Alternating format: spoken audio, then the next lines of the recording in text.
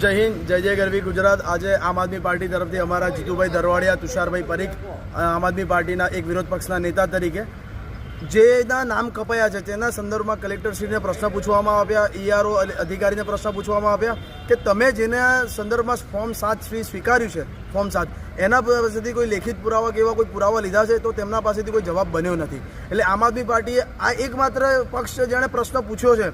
15 મિનિટની મિટિંગમાં કોઈ બીજા પક્ષે પ્રશ્ન પૂછ્યો નથી।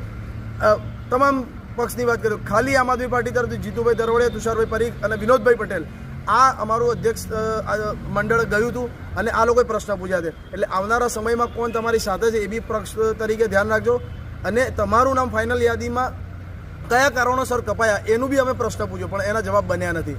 એટલે હવે આગળના સમયમાં ફોર્મ 7-8નું જે એક પ્રક્રિયા ચાલશે નવા ઉમેરવાની, નીકાળવા માટેની, બીજા જે નવા સ્થળાંતર કરીને આવ્યા હોય એટલે એમાં બી ખૂબ ધ્યાન આપજો। અમે બી આપની સાથે સતત છીએ અને બીજી કંઈક ભૂલો જણાય અત્યારની યાદીમાં તે બી અમને સંપર્ક કરજો। જય હિન્દ, જય જય ગરવી ગુજરાત।